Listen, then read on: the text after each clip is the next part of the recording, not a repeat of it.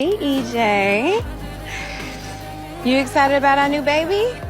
Don't be like that. I think you're just tired. You tired? Tiff began to realize that an invisible distance had formed between her and her son. When she called EJ over, he seemed reluctant. He even instinctively tried to avoid her. Yet all Keisha had to do was say a few words, and EJ would listen immediately.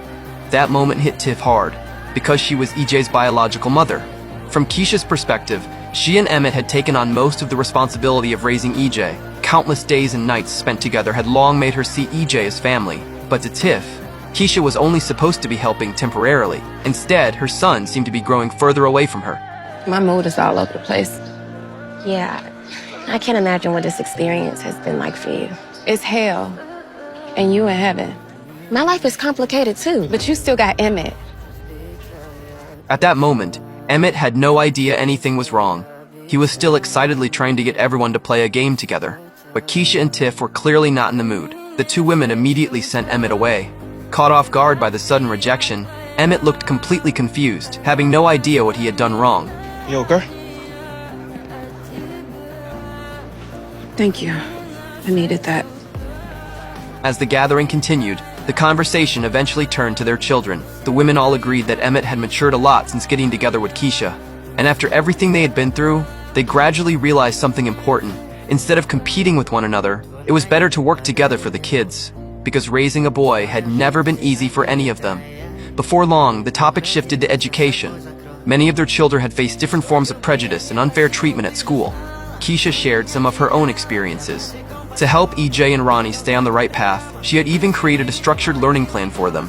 To everyone else, Keisha had become almost like a professional mother, managing both boys' lives with remarkable care. Ever since noticing EJ growing distant, Tiff had been struggling emotionally. Emmett eventually sat down with her and asked how she was doing. But instead of answering, Tiff asked why he seemed more caring now than when they were together. Emmett didn't argue.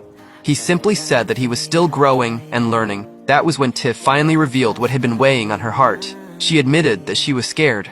Having EJ live with Emmett had relieved some of the pressure in her life. But what frightened her most was the possibility that her son might slowly forget about her.